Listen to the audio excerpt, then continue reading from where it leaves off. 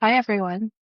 Welcome to Excavating Depth. My name is Megan Reimer. I'm your host, and I'm here to guide big-hearted people like you through life, getting to the heart of things that matter with empathy, vulnerability, connection, and through empowering our sensitivity. I am a highly sensitive person. I'm an empath, and navigating the world can be really hard sometimes. And I don't always feel like I am on one side or the other on things. And it's a very fine line to walk, this middle ground. But I think a lot of us do it. And I think it's important to connect with people who do. So, for one, I am just diving in and recording a fucking podcast. It's been on my mind for at least a year, if not longer. And I've been struggling to find what my niche would be and what I would talk about and how it would be of value or service to others. And I had a really great call with one of my coaches the other day, and we were talking a little bit about how I want to navigate in business and how I show up in the world. Her and I have done a lot of work together before and have come up with my purpose statement, which is I excavate depth. And that's meant to be something that transcends and is a thread through everything in my life. I try to do that in my work. I try to do that in my relationships. I try to do that in everything that I do. And I try to look for that in the world. So instead of thinking, oh, I need to have a certain topic to talk about in a podcast, I'm looking for this thread. And this thread is excavating depth. This thread is getting to the heart of things that matter with heart. And that could be politics. That could be in the war and genocide in Gaza, which we will talk about. That could be on truth and reconciliation, how that looks as a white settler Canadian. That could be on mental health as somebody who struggles from depression and anxiety. I know a lot about that. It could be our relationships. It could be money. It could be making changes. It could be business. So there's a whole ton of stuff that I think we can cover here that I'm hoping will last us more than one or two podcasts. If you're here, thank you for being here. If you have found me, thank you for finding me. And I hope that this message and these podcasts offer you some support and some hope and some connection with people who think and feel and navigate the world in the same way you do. Now, if you're watching this video, you are seeing my hair getting tugged on. I do not have a toddler. I have a 5-year-old dog who needs a lot of attention, and she's trying to brush my hair right now to get my attention. And why not just let you see her beautiful face? It's a little blurry. This is Brimley. She's my 5-year-old labradoodle.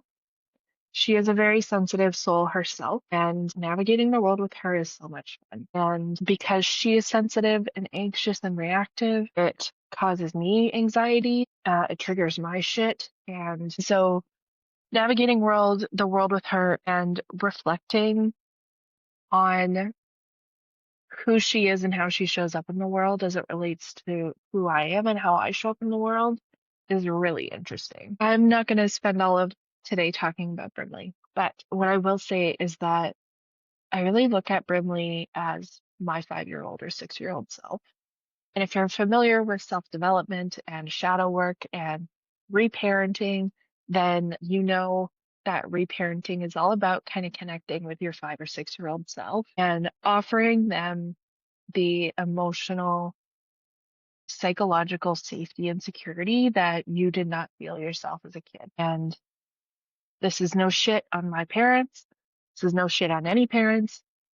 I think this is just reality that most of us do not emotionally get everything that we need as a kid. And that could be for tons of reasons. It could be divorce. It could be parents just going through shit or having a lot of kids or navigating lots of jobs or just trying to like figure out their own way in the world while they have a kid. So as an adult, it kind of becomes up to us to go back and support those parts of us that need it. And I really see Brimley as that version of myself. She likes affection. I was very much that way when I was a kid.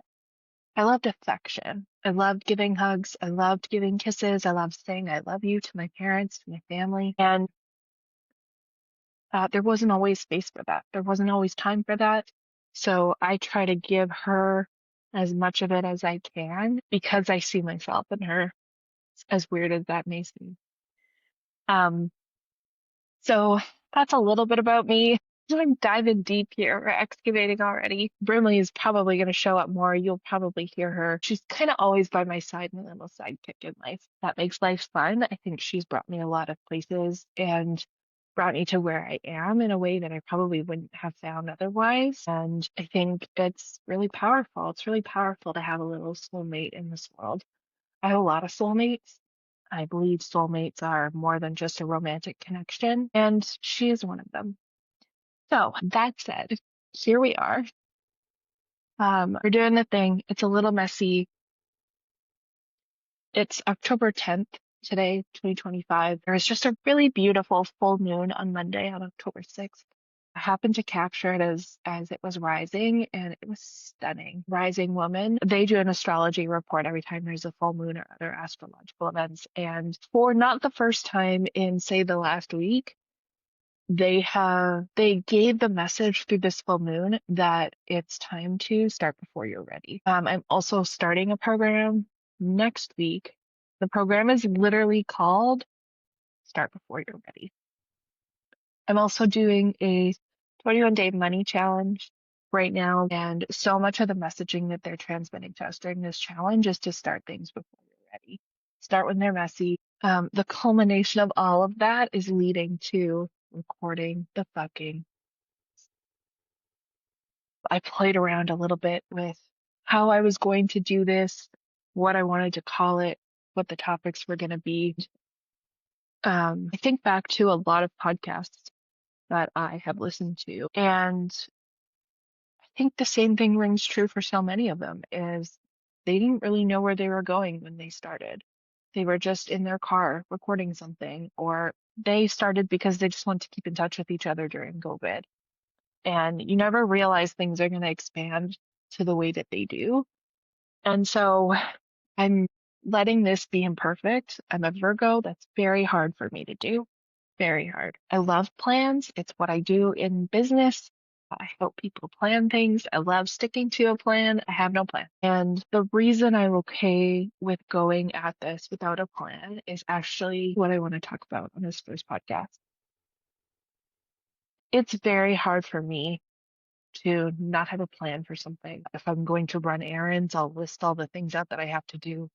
I love lists, and I like to check them all off as I go. So I like a plan. And yet, even in my reflection of that, it's odd because sometimes the biggest things, not sometimes, all of the time in my life, the biggest transitions I've made have happened without a plan, in a kind of fuck it, let's see what happens kind of way. And I'm going to give you a few examples of that. It's also going to tell you a little bit about who I am, where I am, and how I got here. I'm going to rewind us to October 2018, 7 years ago. I was working a corporate job at WestJet. I had been there for almost 12 years. I was very well respected at the organization. I was very well known. I lived in Calgary and I owned a condo. I had lived in that condo for 7 years. I was doing pretty good, I would say. I had good friends. I was making good money. I really hated my job.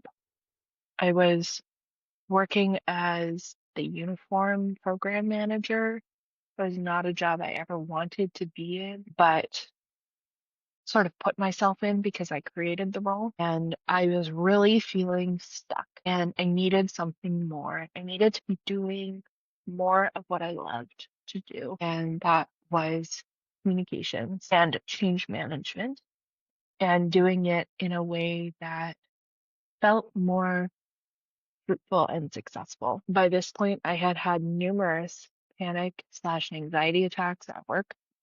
gone into meeting rooms and broken down crying. I was depressed. I I look back on conversations I had with people during that time, on Instagram posts, which often reflect how I'm feeling at the time. And I was very depressed. And growing up at an organization like WestJet was an honor, for one. We're not here to blame or shit on anybody. It was an honor. And I truly grew up there. I started when I was 18. I was 4 months out of high school. I truly found myself and found so many of my people there that even through some of the shittiest projects or years or months or days, it was still an honor. And yet I felt like I didn't know anything different. So I didn't know that things could be different. I didn't know that things could be better because I didn't know better. And I wasn't aware of better. I grew up in Calgary. I had moved there with my family when I was 2. My parents had since moved from Calgary to Vancouver, and I loved the coast. I loved the island, Vancouver Island, and um, wanted to move. I had tried to move out here in 2009. I went to school out here. Spoiler alert, I live out here now. I tried to move out to Victoria in 2009. It just wasn't the right time. And I was even more depressed, so I moved home. So I was just kind of living on cruise control. I could have fallen asleep at the wheel and still ended up in the same place as if I'd been driving. And I really didn't know what I needed different, but I decided to get my master's degree. A lot of people I knew had done a master's degree through Royal Roads University in Victoria, and they had all really loved their programs. So I applied to do that, and fast forward a few months to April 2019, and I was in the middle of one of the biggest rollouts, I would say, of my career. And I was also in the process of interviewing for 2 other jobs at WestJet. One was a temporary job, but it was one that I wanted really badly. One was a permanent job that was a bit newer to me. And uh, I went with the permanent job because the thought of going back to my old job was far too depressing for me to risk. Right around that time, I got my acceptance letter from Royal Roads. These 2 managers of these 2 jobs are actually fighting over me, which felt really good. So I accepted the permanent role, and at the same time, I was trying to roll out this huge initiative in my previous role, and it failed. It was hugely visible all the way up to our CEO, and it was a fucking flop. And it was so frustrating. I thought I was going to get fired. I remember walking into work one day wearing all black. I'm dressed for the death of my career. And fast forward a year, it's March 2020. I'm in Mexico, sitting by the pool, and I'm listening to all of these old ladies talk about how they might have to cancel their Italian cruises because of this Corona thing. And I'm thinking, would it be that big of a deal? I worked at an airport through H1N1, through Zika. Like, it's not a big deal. It happens. It's shitty, but it's not going to be that big of a deal. Nope, wrong. I got back to work on like March 9th, and 2 days later, COVID was declared a global pandemic. And within 2 weeks, I was laid off. I was shocked and terrified. I had no plan because I didn't plan for this to happen. My therapist asked me in January of that year if I would ever consider leaving WashVet, and I said, right now, no. My career is there, my friends are there, my experience is there, the money is good. I didn't realize, of course, at the time how incredibly depressed and anxious I was, and because I really had nothing outside of work, uh, it's clear that work was the main source of that. But again, I didn't see all of this. I was in a fog. And now I'd been laid off from everything I had invested all of my time and energy into. And I was like, fuck do I do now? I thought I would be back to work by July. My last day of work was March 26th, and by April 5th, I had decided I was gonna get a puppy. And I remember thinking I should get a puppy as soon as possible because then I'll be home with it for 3 months. And by the time I go back to work, um, it'll be set and, ready for me to leave. I looked into Labradoodles and I found one puppy and she was available in May. I put down a deposit on her like the next day. I was like, okay, I'm getting a dog. No plan. Don't know how it's gonna go. Don't have a plan. And in July of 2020, I got the phone call that I would not be returning to WestJet. And that broke my heart because that is not the way I saw that going. I saw it going that I would return, that their life would go back to normal, this pandemic would subside, and I would be returning like nothing happened. And that is not how it went. I didn't get to say goodbye. I didn't get to have the party that everybody gets to have when they leave. I didn't get to hug my friends goodbye. I didn't get to decide on closing this chapter, and I didn't really get to close the chapter.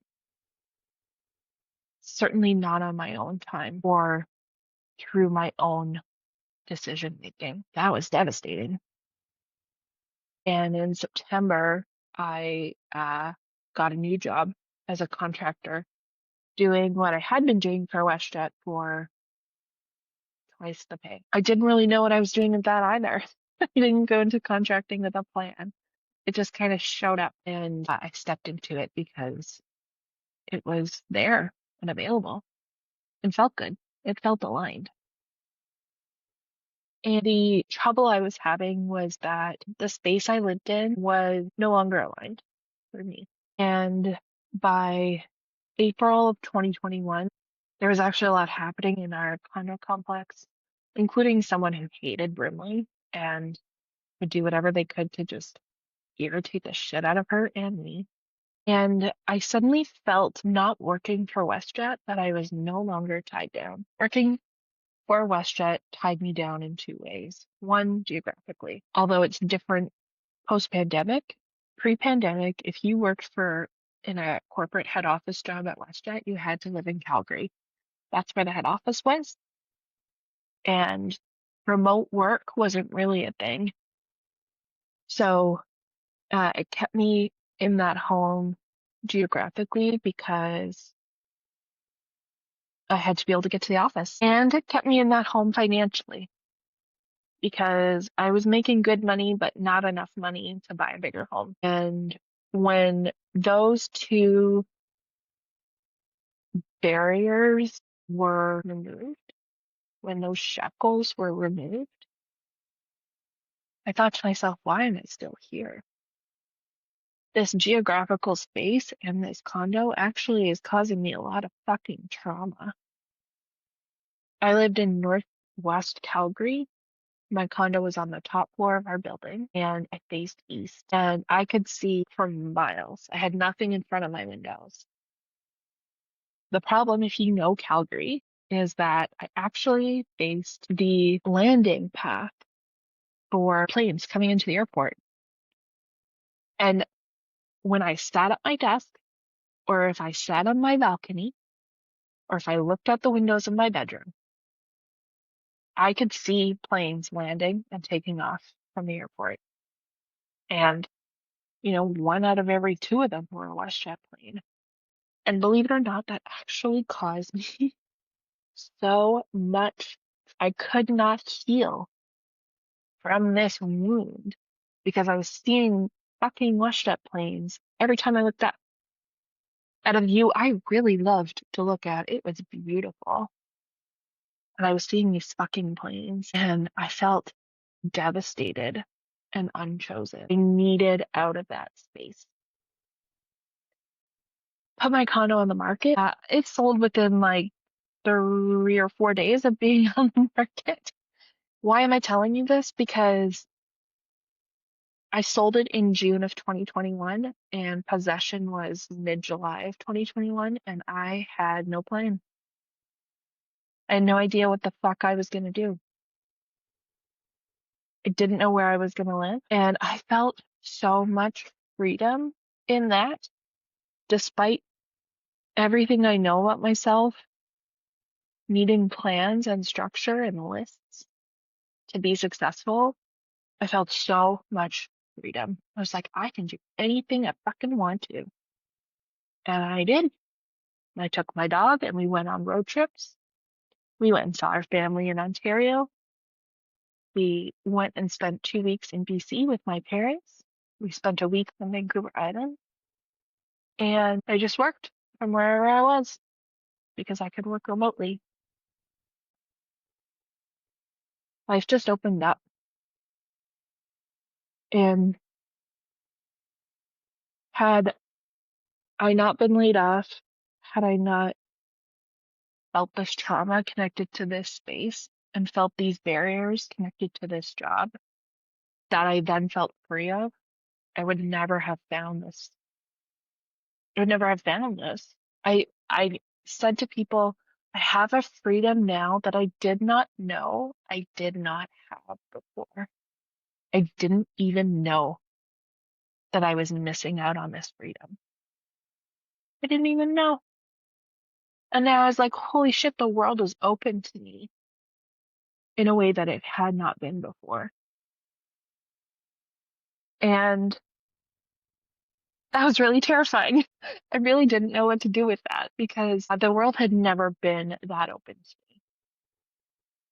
Remember, I said I started working at WestJet within 4 or 5 months of graduating high school. Graduated in June and I started in November. There was very little space for me to even figure out who I was or what I wanted after graduating high school. And here I was 15 years later, and I finally had some space to breathe and be like, okay, we're starting over, life resetting. What do we want? Now, uh, terror of that kept me from going for what I actually wanted. I remember realizing how much freedom I had and almost putting pressure on myself to say, better fucking make sure you do something with this because who knows when the next opportunity is going to come around. And if all you did with this was like move to a house down the street, well, like, girl, I'm going to be pissed at you. So I didn't move to a house down the street. I moved to a house in a neighboring town. I moved to Cochrane, Alberta, which, if you don't know, is about 45 minutes away from Calgary. So close, in fact, that there were people who worked for WestJet who lived in Cochrane. They lived there pre-pandemic, so they lived there and drove into the office every day. That's how close it was. But I found a house I really loved. I loved the price and the size and the layout. And I remember stepping into it and like being like, oh my God, I think this is it. It just feels right. Which, by the way, was the same feeling I had when I stepped into the show home of my condo. I moved into that home in February of 2022, and I thought that was going to be it for a while. And surprise, that was not it because uh, I already said I don't live there anymore. I loved living in that house. It was a beautiful house. It faced south, and south of me was an open field, and there were trees and bushes behind us, and see the mountains and see the sunset, and deer would frolic through there, and tons of birds and wildlife. And we had a little yard. We finally had a yard, a fenced yard. And it was a really nice little community. It reminded me a lot of the community I grew up in. Um, Yet it was not truly where I wanted to be. And my parents came out to visit me in August of 2021. My house was still being built, and they stopped by to see the lot.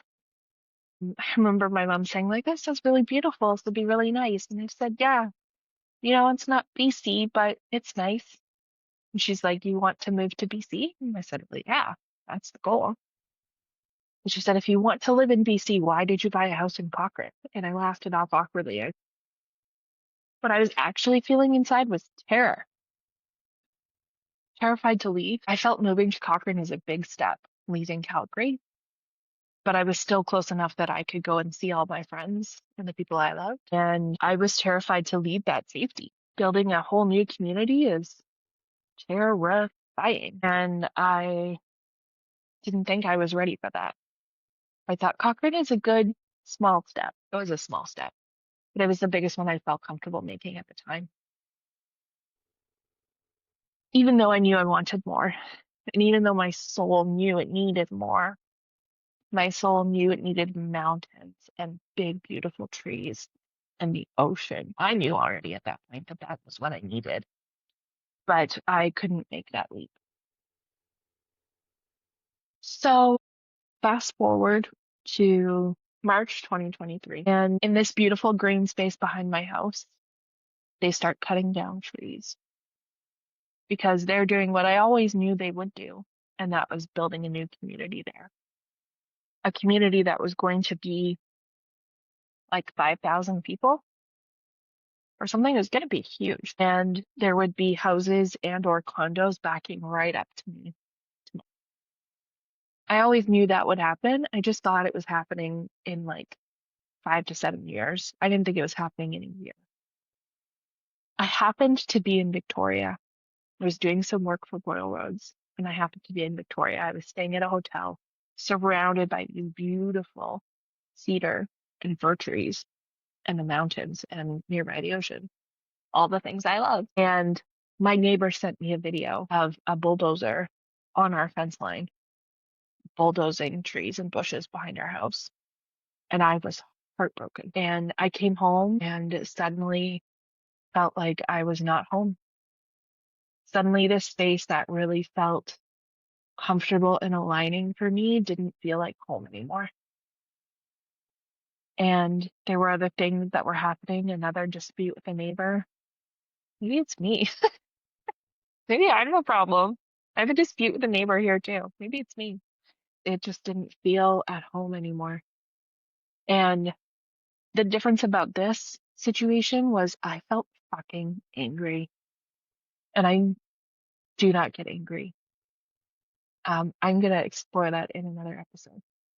But I felt angry, and that anger propelled me to do something different. And by May of 2023, so within 2 months, I called my realtor and I said, do you want to just come out and have a chat with me? So she came out to the house and I said, I want to sell the house. I said, I'm not okay with what's happening back here. For one, I'm not okay with all of this being in years and years and years of construction. And I'm not okay with getting all of this ripped out from me. And someone who didn't know that this existed um, could probably do fine here. But when you know how it was, and it's hard to see it change. And she said, okay, that's fine. We can list. Where do you want to move? Somewhere else in Cochrane? I said, no, I'm moving to BC. She was like, what?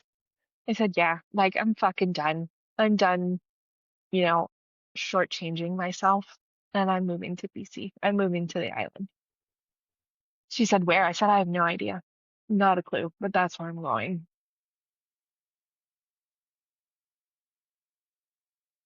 I'm going to stop here.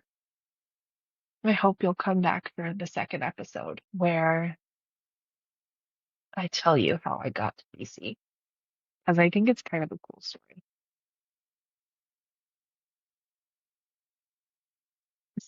I want to close by saying this.